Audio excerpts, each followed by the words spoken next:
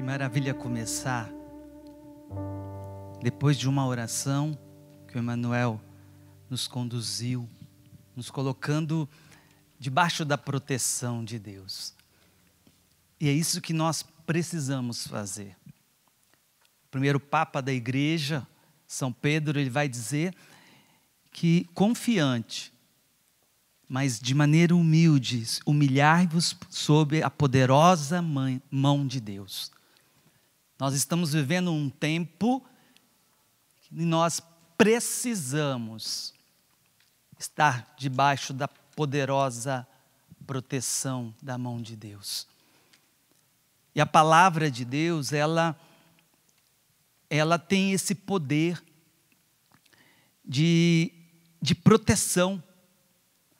No livro de Hebreus vai falar, capítulo 4, que a palavra de Deus ela é viva, ou seja, ela é uma pessoa, ela é o Verbo, ela é o próprio Cristo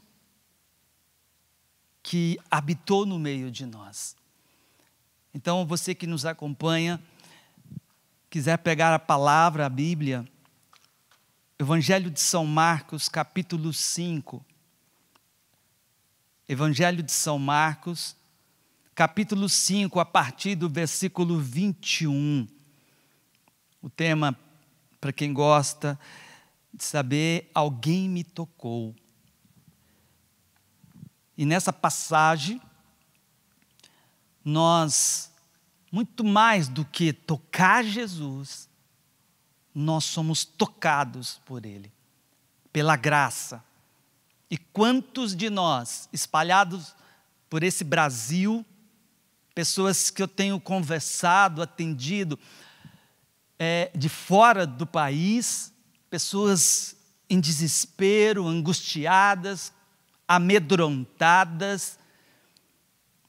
E eu sempre falo que nós precisamos confiar na palavra de Deus, ou seja, no próprio Deus, nas promessas de Deus.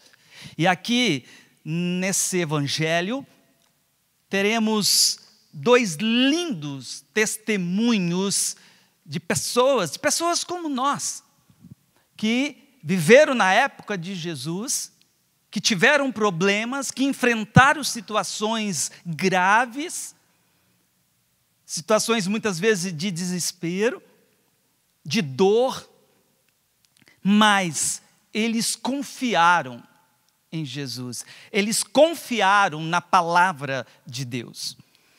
E a palavra nos fala, tendo Jesus passado novamente de barco para a margem oposta, concorreu a ele grande multidão.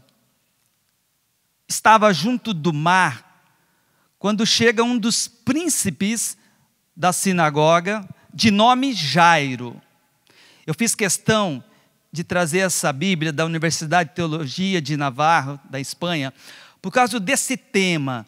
Eu gosto muito dessa expressão, ao vê-lo, caiu-lhe aos pés. É muito mais do que prostrar. Jairo, diz a palavra, que ele, ao ver Jesus, ele cai aos pés de Jesus e suplica-lhe instantaneamente, dizendo: a minha filhinha está em agonia. Vem impor-lhe as mãos para que se salve e viva. E foi com ele.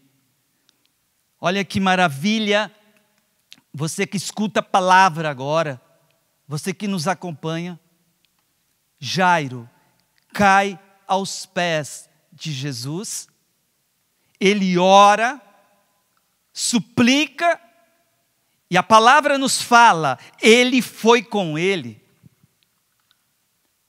Esta é a esperança do nosso coração, de nós cristãos, que confiamos num Deus que atende a nossa oração, e foi com ele, acompanhava-o grande multidão que o apertava. Ora, uma mulher que há 12 anos vinha padecendo de um fluxo de sangue e tinha sofrido muito de numerosos médicos e gastado toda a sua fortuna, mas longe de melhorar, tinha piorado.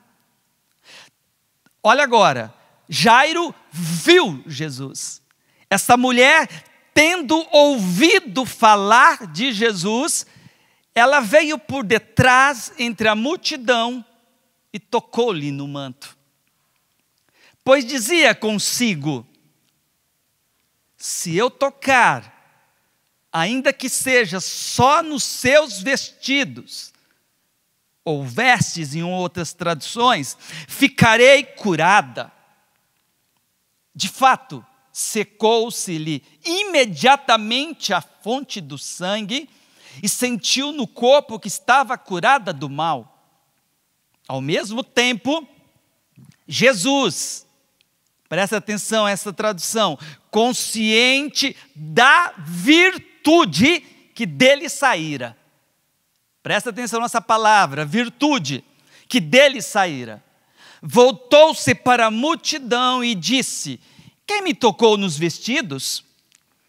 Diziam-lhe os discípulos: vês que a multidão te aperta e perguntas: quem me tocou? Mas ele continuava a olhar à volta para ver aquela que o tinha feito. Então a mulher, a tremer de medo, pois sabia o que lhe tinha sucedido, aproximou-se. Olha agora, lançou-se-lhe aos seus pés. E diante dele, declarou toda a verdade.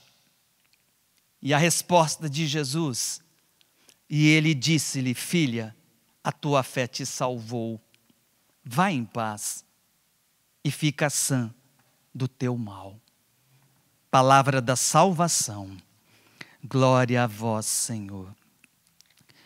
Meus irmãos, essa palavra, ela precisa penetrar em nossa alma.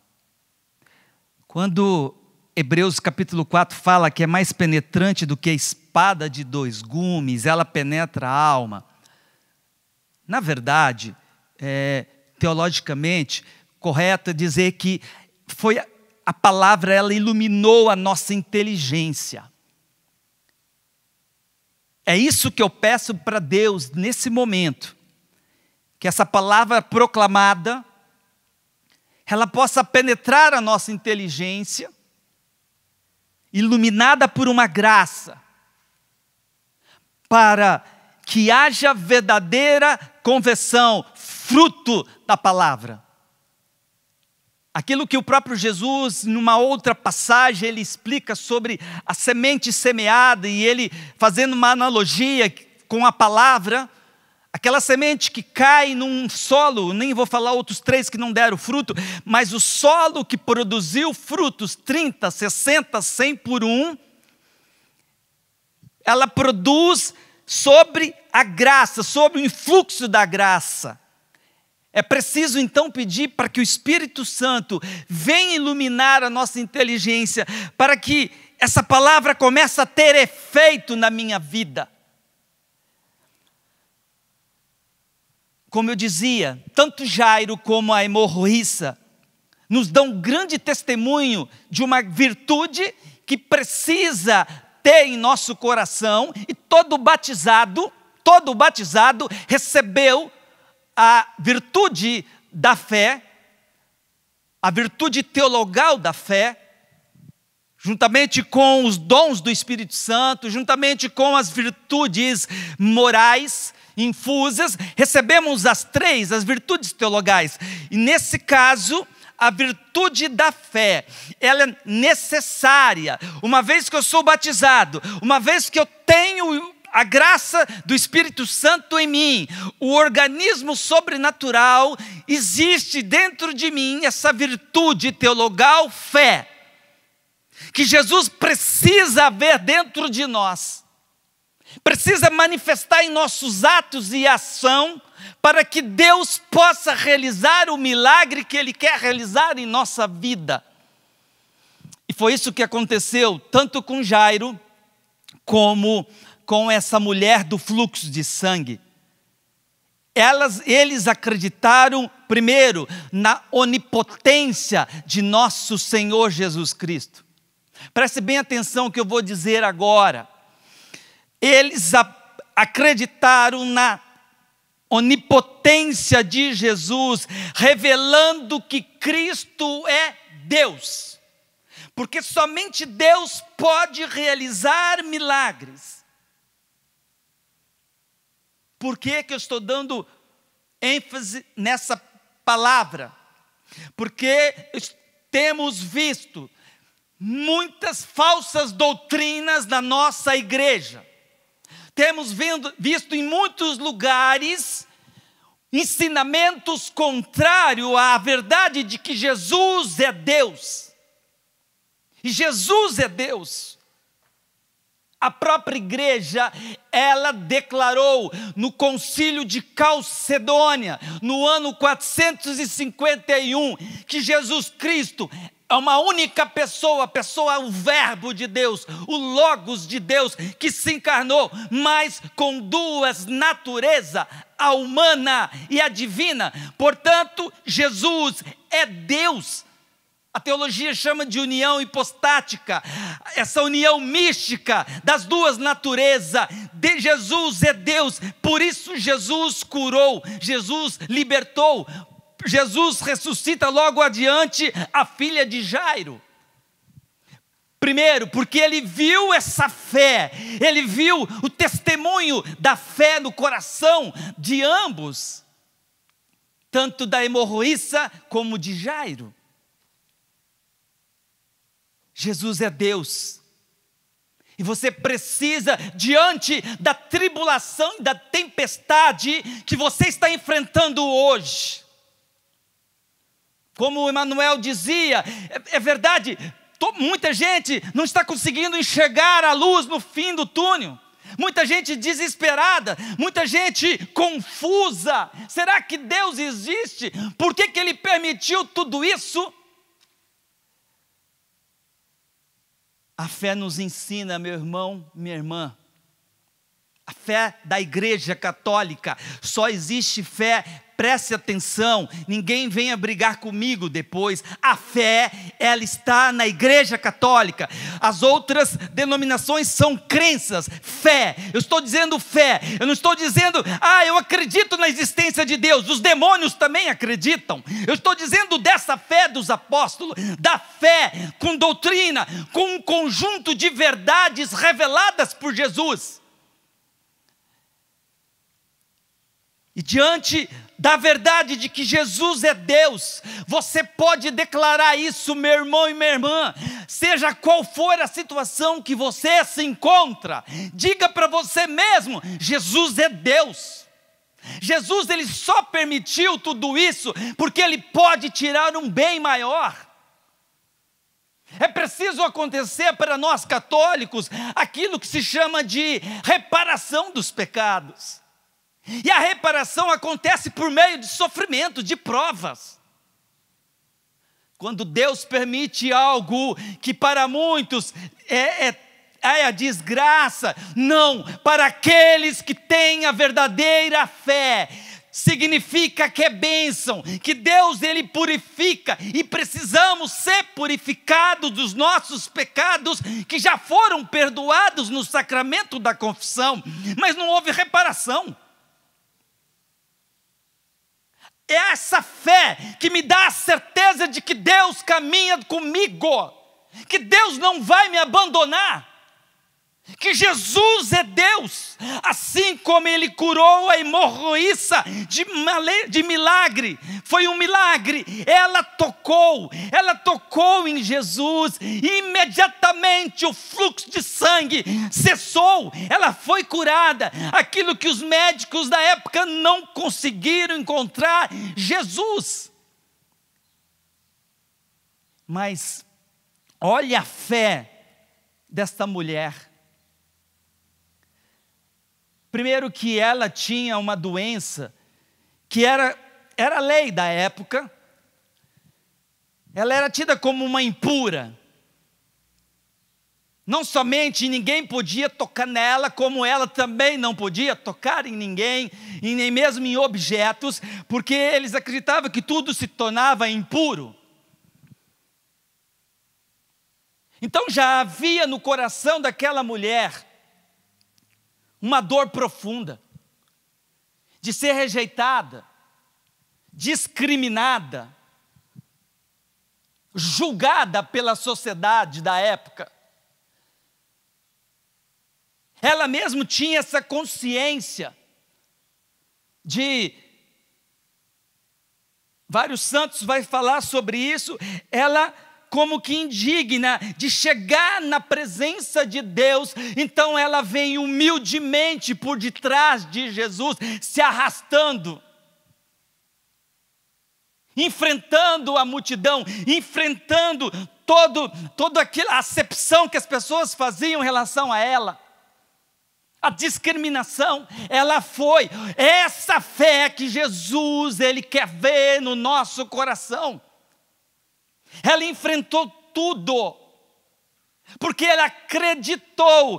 Diz a palavra que ela ouviu falar de Jesus, diferentemente de Jairo. Jairo já conhecia, Jairo foi até Jesus quando ele desceu do barco. Jairo se prostra, ele cai, ou seja, também de maneira humilde, também trazendo para nós essa virtude da humildade. Ele cai na presença de Jairo, e Jairo era um homem ilustre. Jairo era um dos chefes da sinagoga. Jairo era um dos conhecedores da lei da época. Jairo, com certeza, ele sofreu depois dos próprios fariseus, porque ele era fariseu. Com certeza ele foi chamado a atenção. Mas ele deixou o respeito humano, e aqui nós católicos precisamos entender que se há respeito humano, não há fé. Jairo então, ele cai. Jairo, se você precisa cair, meu irmão e minha irmã, cai aos pés de Jesus, cai na presença de Deus. Não caia sozinho, senão você cai num desespero. Não cai na frente de alguém, de uma pessoa, aquela pessoa não é Deus. Somente Jesus é Deus. Somente Jesus pode te dar a força. Somente Jesus pode trazer a solução que você precisa para esse tempo. Faça como Jairo. Faça como essa hemorroíça que veio e olha a fé dela. Daqui a pouco nós falamos um pouquinho mais de Jairo, porque a cura aconteceu depois. Mas essa mulher, ela, de maneira humilde, aqui, por isso quando eu fiz questão, se vocês prestaram atenção, quando eu